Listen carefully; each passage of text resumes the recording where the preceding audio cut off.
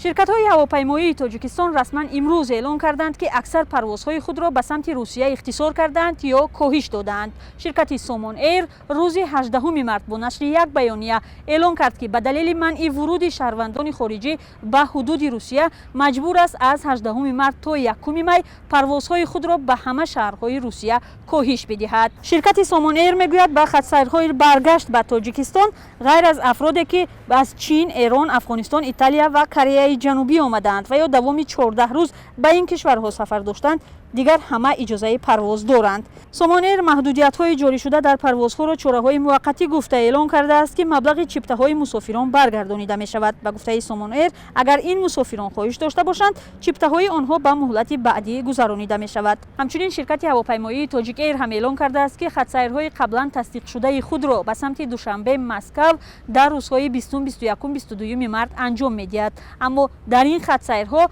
تنها افرادی که شهروندی روسیه را دارند و یا حق اقامت در این کشور را دارند و همچنین دیپلمات‌ها اجازه سفر را دارند. به این ترتیب امروز از دوشنبه به سمت روسیه همگی 2 پرواز انجام شده، 8 پرواز دیگر به شهرهای این کشور قطع شده است.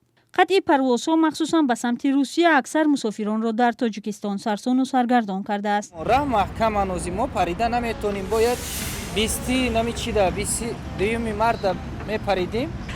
میگه یگون کس دوجا باشه میگه چیکنه براوا نام فامیلی شما را بگه و از ورات پول میته. این نیریال نی این یگون چی نمیشوه. شما بلیتی رفت آمد خریده بودید؟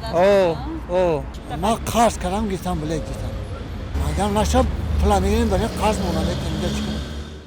روز گذشته رحمان المصف تحلیلگر مسائل مهاجرت میگوید در این شرایط ضرور است برای تامین مهاجران با جای کار در داخل و یا رسانیدن کمک مادی به آنها چاره اندیشی شود. در امریکا وقتی که خیلی مشکلی شد یک وزارت مخصوص تشکیل کردن، وزارتی که با خوراک تامین نمودن اهالی و همین وزارت قریب 9 سال کار کرد.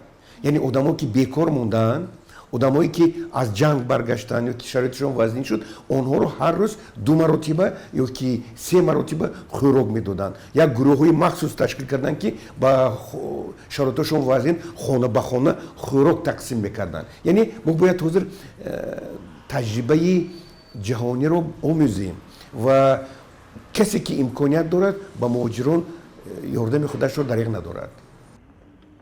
روسیه روز 17 مارس اعلام کرد که با هدف پیشگیری از سرایت کرونا ویروس در آمدن شهروندان خارجی را به قلمروش از 18 مارس تا 1 می محدود میکند.